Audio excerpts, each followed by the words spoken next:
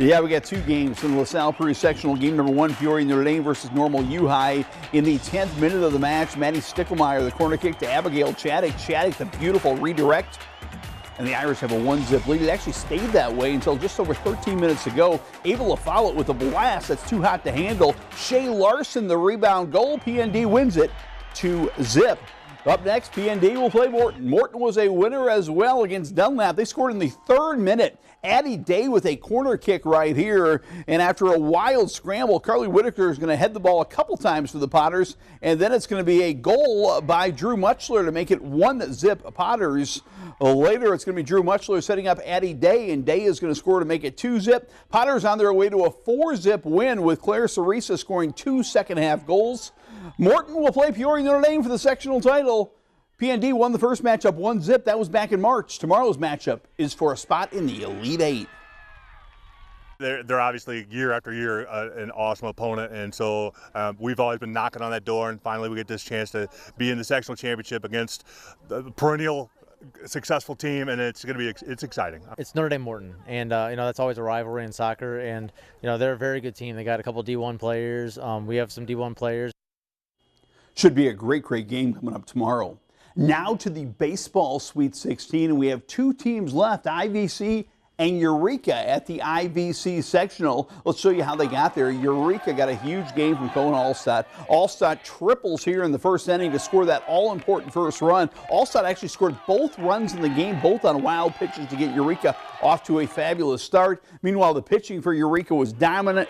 Parker Roberts and Tanner Wiegand holding a really good Sherrard team to 1 run. Eureka's running on the field with a victory. Eureka wins it 2-1. Saturday, Eureka will take on the host team, IVC. IVC's had a great postseason run, including shutting out Peoria Notre Dame 4-zip behind the great pitching of Max Gregory. Brody Garceau with the 2-run homer. Going, gone to the Wild Blue yonder over that fence.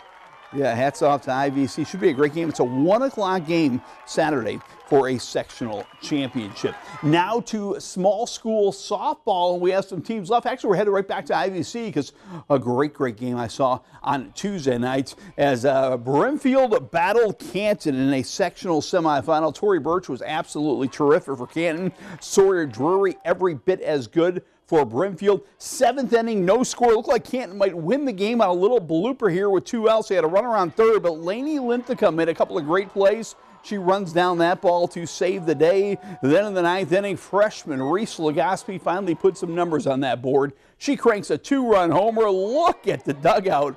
Brimfield wins it. They'll take on Peru St. Bede for a sectional title as well. How about Henry? The Mallards knock out Ridgewood, the defending state champions. Bases loaded, ducks on the pond. Lauren Harbison is going to hit a grand slam as Henry knocks out Ridgewood. Harbison also tossed a shutout in the game. Leroy and Havana are also playing for sectional titles coming up tomorrow.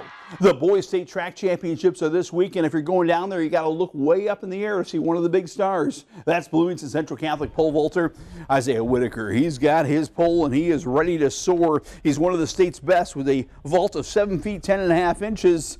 Whitaker admits he almost has no competition at state. His competition is to keep going higher and higher and get a 3rd state title. It's because you have no one competing against you, have no one to really push you besides yourself. And it's kind of just like a mind challenge more than anything. Competition's fun, but just you versus you is a battle I always like. Good luck to Whitaker going for a 3-peat. Also in Class 1A, Ridgeview Lexington Sprint Relays should be something to watch. They've got the top 100-meter guy in the state headed to the state in Zane Hoffman. But Zane Hoffman, Micah Kaufman, Tavon Henke, and Colton Snyder give Ridgeview Lexington a real shot to win some relays. They are one of the favorites in the 4x1 and the 4x2. In Class 2A, the Morton Potters' Cole Rinkenberger's in the top 5 in the 100 and 200. Morton's Abe Martin's first in the 800. Christian Harris fourth in the 1600. Could be a big weekend for the Potters. Yeah, coach has talked about it before. That'd be a huge accomplishment, obviously. We medaled, a few kids medaled last year, and just to do it as a team is special. Not many teams do that ever in school history, so it'd be cool to put a plant on Morton. Full coverage this weekend from Charleston.